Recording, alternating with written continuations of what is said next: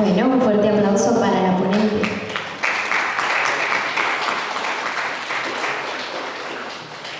En este momento, James Humberstone nos explicará cómo los algoritmos genéticos se aplican desde las criptomonedas hasta el tráfico urbano. James Humberstone Morales es docente investigador en el Centro de Modelaje Matemático de la Facultad de Ingeniería y Sistemas de la Universidad Francisco Gavidia. Desarrolla investigaciones en el área matemática aplicada y ciencias de datos. Cuenta con una maestría en informática aplicada en redes. Además, es ingeniero en ciencias de la computación. Tiene 18 años de experiencia en el desarrollo de software y 14 años de experiencia en docencia. Ha impartido clases de pregrado y posgrado en la Universidad Francisco Gavidia. Entre sus habilidades se encuentra el análisis de datos, modelado estadístico y matemático, y le apasiona la creación de visualizaciones de datos y le gusta trabajar con redes neuronales. Lo escuchamos.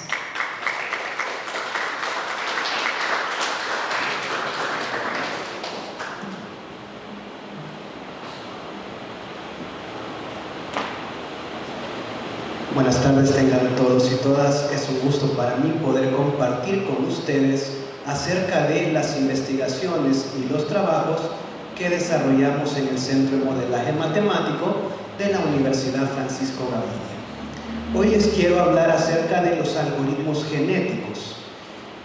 ¿Alguna vez han escuchado ustedes de redes neuronales o de inteligencia artificial? ¿Sí?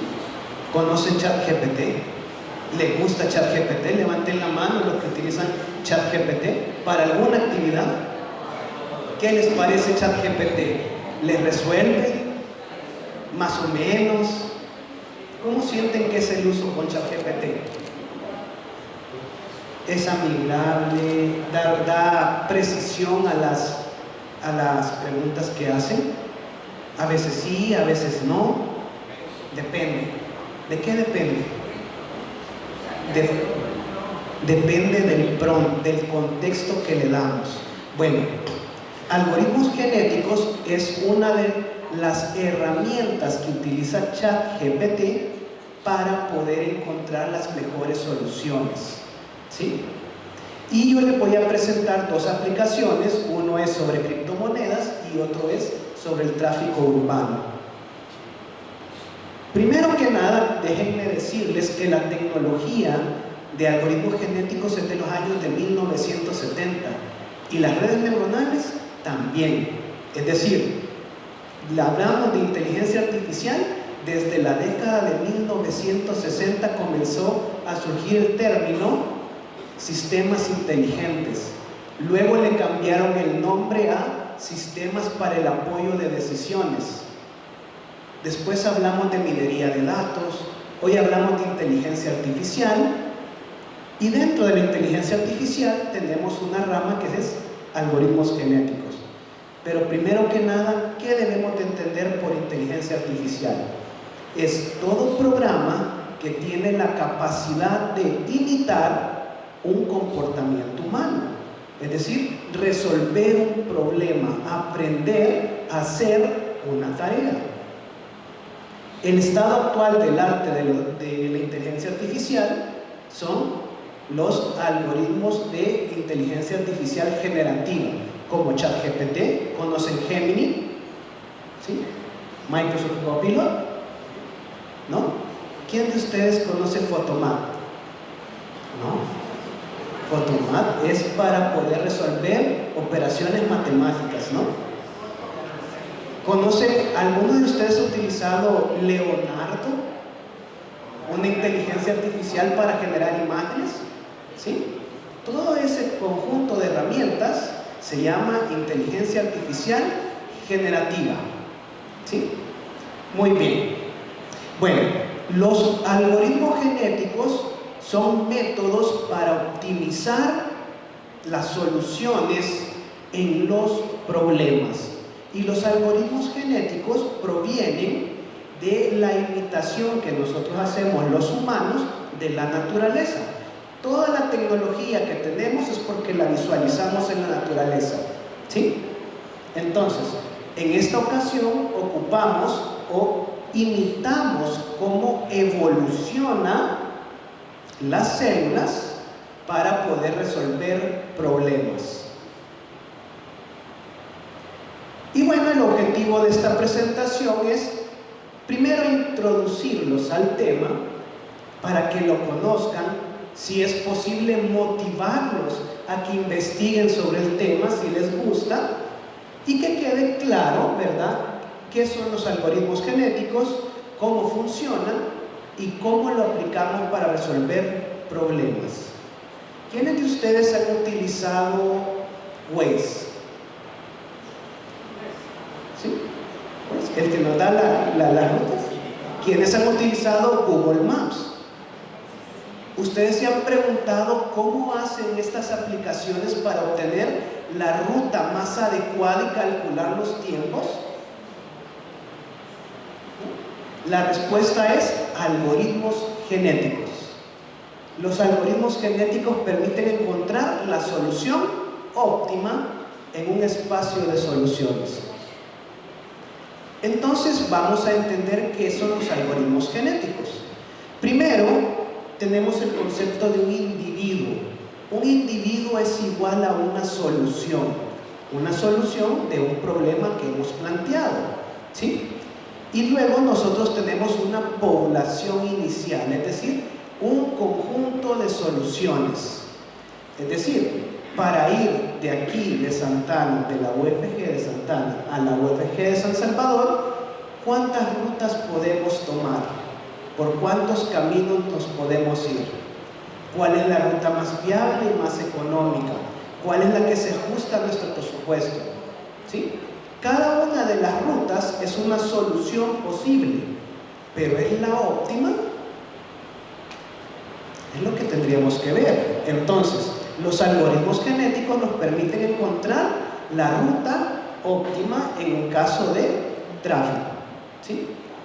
Luego, para poder medir qué tan buena es una solución, nosotros tenemos algo que se llama función fitness o función caracterizadora, ¿sí? ¿Qué tan buena es la solución? Es como que si nosotros midiéramos qué tan alto es una persona, ¿no? ¿Sí? Y también ocupamos las operaciones genéticas. Se seleccionan las mejores soluciones y las mejores soluciones se utilizan como progenitoras de las nuevas soluciones.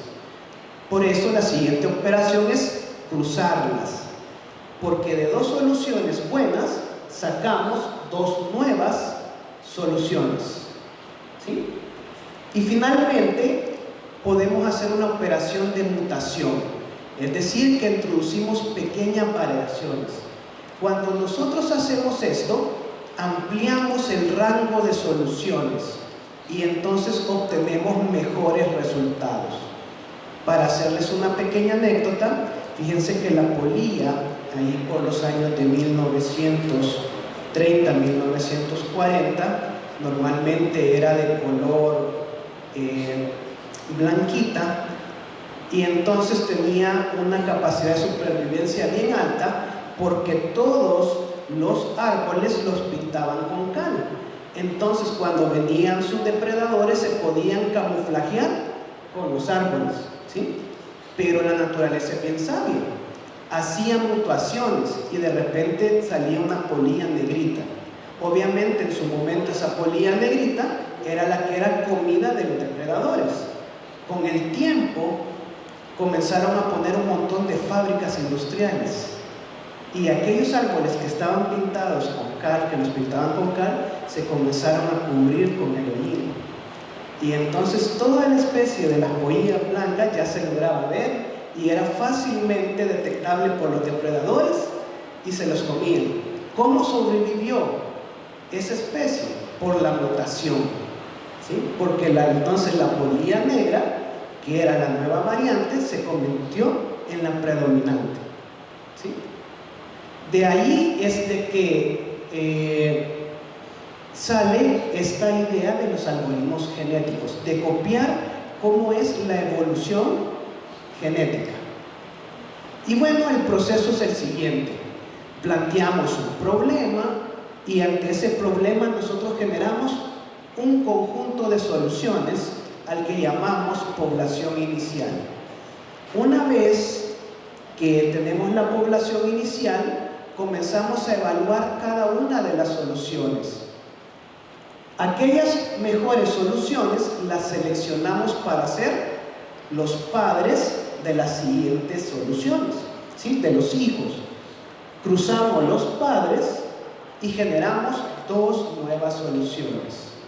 Con estas dos nuevas soluciones los mutamos y cuando nosotros alcanzamos una nueva población, es decir, una nueva cantidad de soluciones igual a la población inicial, hacemos un reemplazo de generación, ¿sí? Y de esa manera es un proceso iterativo. Y este proceso iterativo que tenemos acá se va a repetir tantas veces sea necesario para poder encontrar una solución. En los años de 1970, 1960, esto era inviable, porque las computadoras no tenían el poder de cómputo que tenemos hoy. Con el poder de cómputo actual, esto se resuelve bien rápido. Es por eso que Waze tiene la capacidad incluso de cambiar la ruta en tiempo real.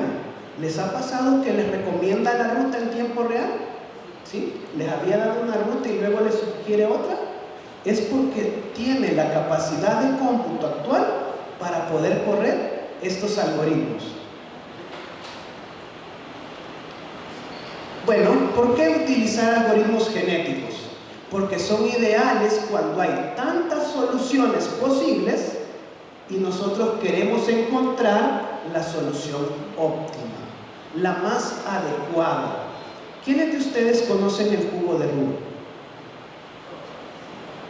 ¿Alguno de ustedes ha jugado con ellos? ¿Han logrado armarlo? ¿Sí? ¿Conocen algoritmos para poderlos armar? ¿Sí? ¿Cuántos algoritmos conocen? ¿Cuál es el más eficiente?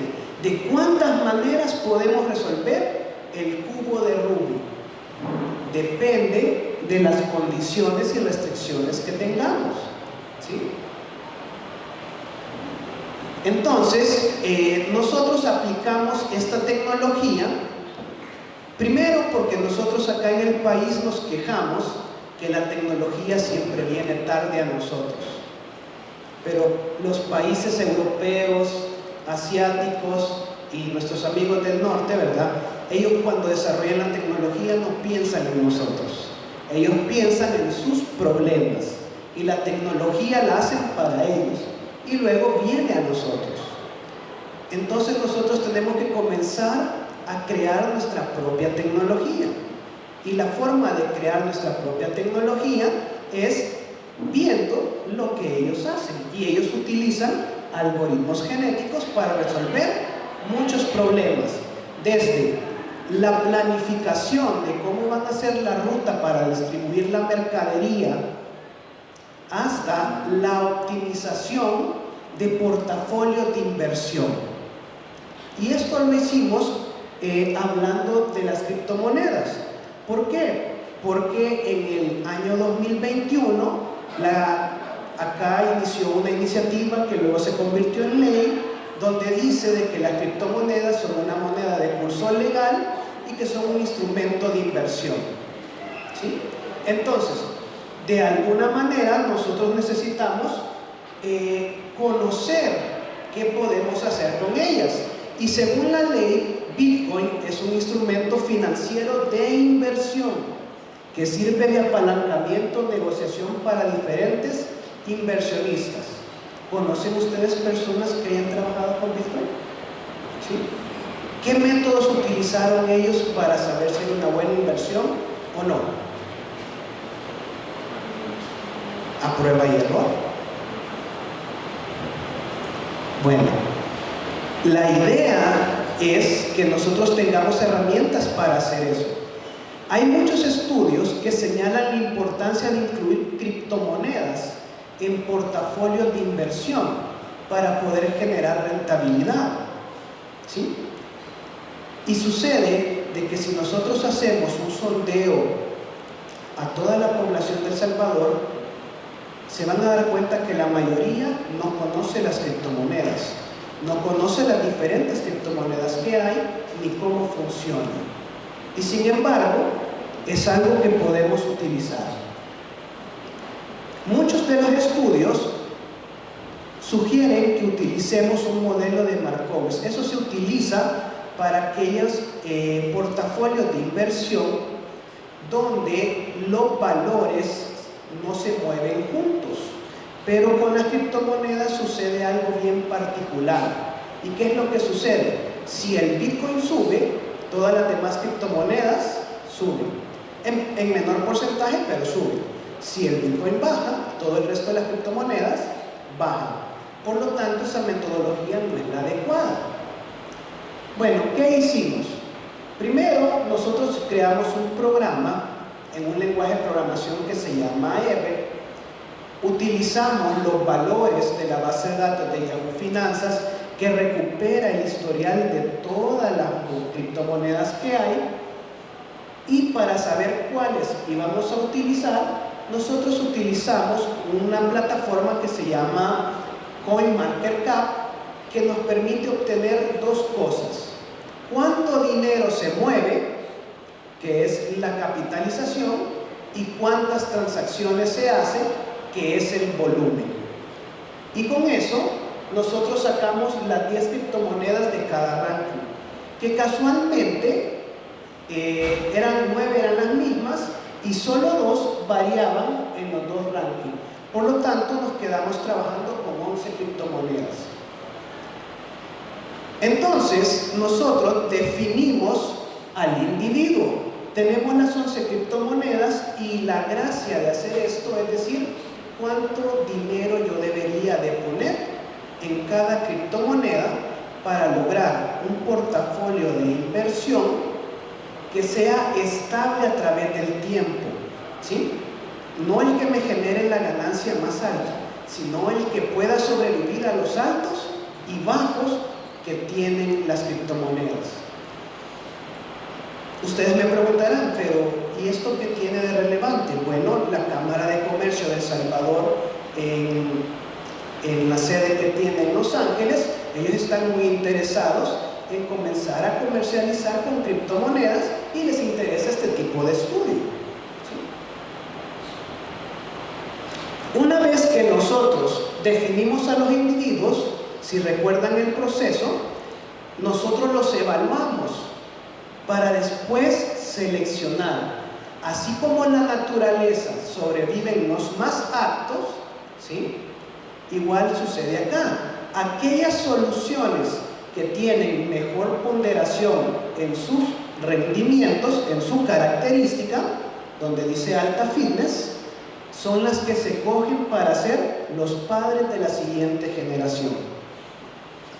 Y luego realizamos una operación de cruce, y es que de 2 progenitores sacamos 2 descendientes, y ustedes pueden ver una barra, una línea azul, que es la línea de corte, donde lo que hacemos es copiar los primeros genes al primer descendiente y el resto de los genes los completamos con los genes del progenitor, del segundo progenitor, y luego hacemos lo contrario, ¿sí? Y finalmente mutamos esa solución, generamos un número aleatorio y dependiendo de la condición de probabilidad de mutación que tenemos, realizamos esa mutación. Entonces, el programa completo es generar un conjunto de soluciones. De este conjunto de soluciones evaluamos qué tan buenas son por medio de la función fitness. Luego de eso verificamos el criterio de convergencia. ¿Qué significa eso? Que si las últimas 50 soluciones llegaron a la misma solución, esa es la respuesta adecuada a nuestro problema. En caso contrario, volvemos a hacer el proceso de seleccionar las mejores soluciones, las volvemos a cruzar, las mutamos y generamos una nueva población. Y de esa manera estamos haciendo el proceso iterativo. ¿Qué resultados tuvimos? Bueno, generamos un portafolio después de 272 generaciones, es decir, encontramos una solución óptima después de 272 veces que corrió el programa.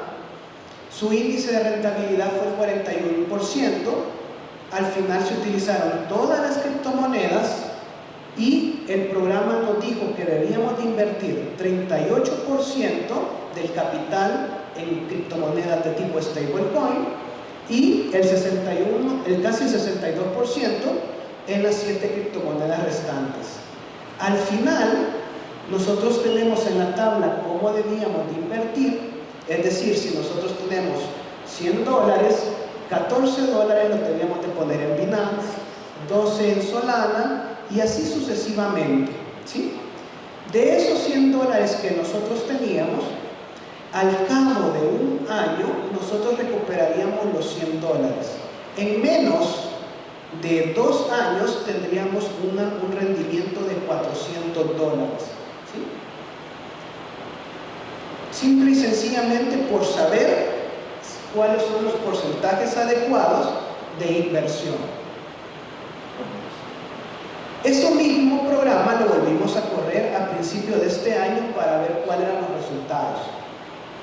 Bueno, el programa finalizó esta vez en 244 iteraciones, 244 generaciones.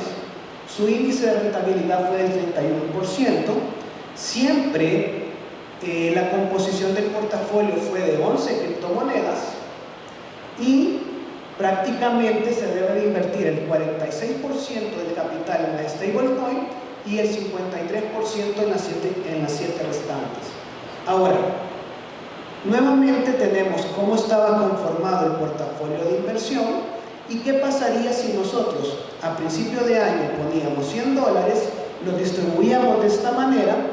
Podemos ver que prácticamente antes de los 20 meses hemos alcanzado casi los $400 en retorno de inversión, ¿sí?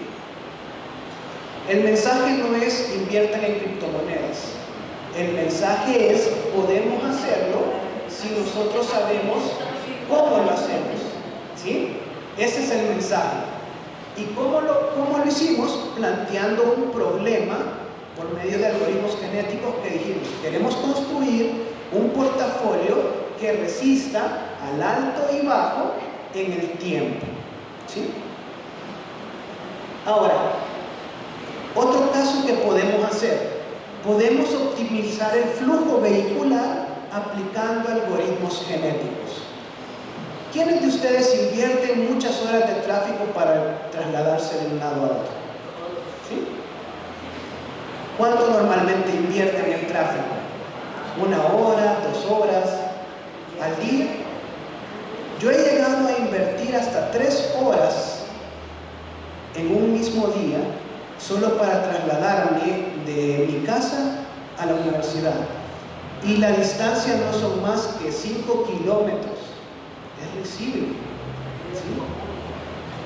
Es risible. Bueno, en este caso lo que hicimos fue simular el patrón de tráfico para poder obtener los ciclos de una red de semáforos y por medio de una aplicación de algoritmos genéticos maximizar el flujo vehicular. ¿Ustedes han escuchado que han puesto semáforos inteligentes? ¿Han escuchado que los han puesto a funcionar? ¿Sí? ¿Cómo han funcionado? ¿Han optimizado el flujo vehicular? ¿No? Es porque no han estudiado el patrón del tráfico. Una de las maneras de sincronizar los semáforos sería por medio de algoritmos genéticos. Y entonces, lo que nosotros hicimos fue, bueno, en San Salvador, que es un departamento bastante denso, tiene una densidad poblacional bien alta. Por motivos de tiempo, pues solamente les voy a contar los resultados finales.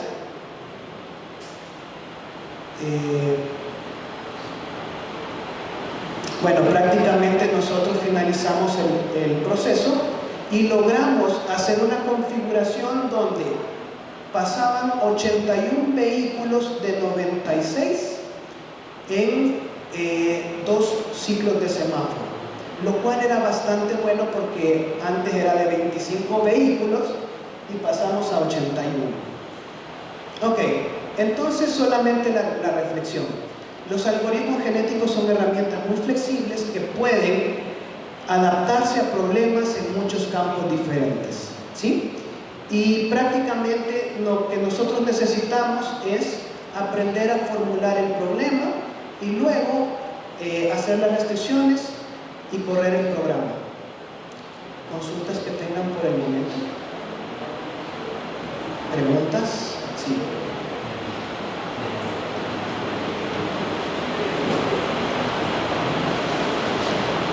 Muy buenas tardes. Primeramente, felicitar a la primera ponente. Muy interesante la información. Felicitar al licenciado también.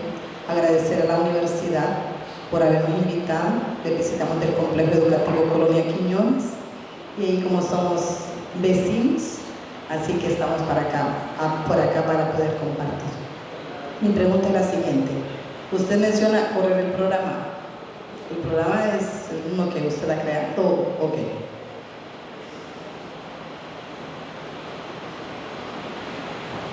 Cuando nosotros planteamos el problema, nosotros creamos un programa que nos ayuda a dar la solución.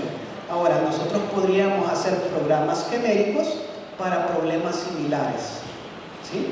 Donde la gente pudiera fácilmente seleccionar las opciones y luego ejecutar el programa, ¿sí?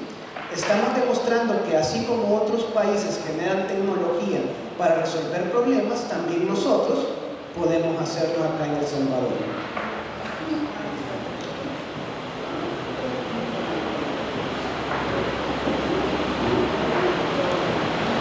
Bueno, mi pregunta va relacionada, bueno, el tema ambiental.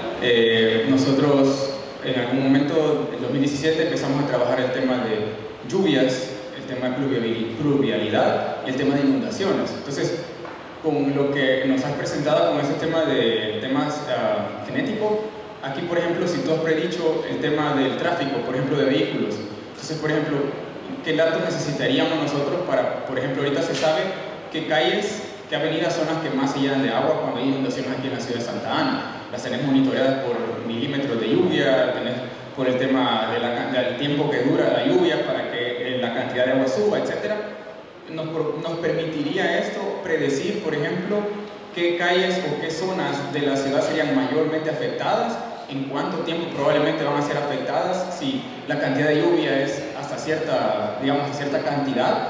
Y a lo mejor también si yo, por ejemplo, trabajo en temas de proyectos, en temas de mitigación del cambio climático, me permitiría a mí saber, por ejemplo, en qué zona, por ejemplo, la inclinación que tiene el volcán hacia acá. Entonces, en qué zona yo tengo que trabajar mayor para que la infiltración de agua aumente y eso disminuya el riesgo en ciertas colonias. Entonces, estoy pensando en muchas cosas. Ok, gracias por la pregunta. En realidad, los algoritmos genéticos tendríamos que definir el problema. Queremos disminuir el caudal o las inundaciones, ¿de qué manera lo podemos hacer?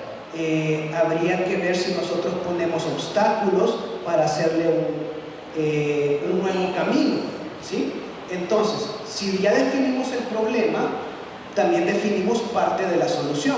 Y lo que haría el algoritmo genético es darnos la ubicación o la ruta adecuada de cómo poner los obstáculos para evitar que cuando venga el agua, en vez de inundar ciertas regiones, pues tome otro camino.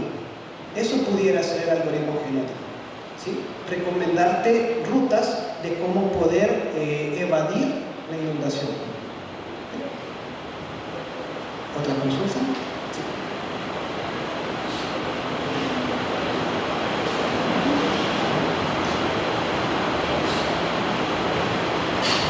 Bueno, cuando usted habló sobre el algoritmo genético y que lo había puesto en práctica con los semáforos inteligentes y la viabilidad del tráfico, usted dijo que había pasado de un intervalo de segundos, que pasaban 20 vehículos, pero ¿cómo hicieron para llegar a una cifra que prácticamente es 4 veces más con los algoritmos? Normalmente los semáforos vienen sincronizados. ¿Y quién los sincroniza, no? Tiene que haber alguien responsable que se encargue de sincronizarlos y eso depende del patrón del tráfico. Cuando los semáforos son inteligentes, tienen mecanismos donde pueden recibir cuánto tiempo va a durar el rojo, cuánto tiempo va a durar el verde y cuánto tiempo va a durar el amarillo. De hecho, el verde con el amarillo se llama el verde efectivo porque en el amarillo todavía pasan un par de vehículos. Entonces, lo que se hace es cuánto tiempo tiene que durar cada una de esos colores, ¿sí? A veces sucede de que el tráfico está detenido porque el semáforo no da paso, pero es porque la vía que está congestionada es la de este lado, ¿verdad? Y aquí donde está despejado está en verde, ¿sí? ¿Se logra entender? Muy bien.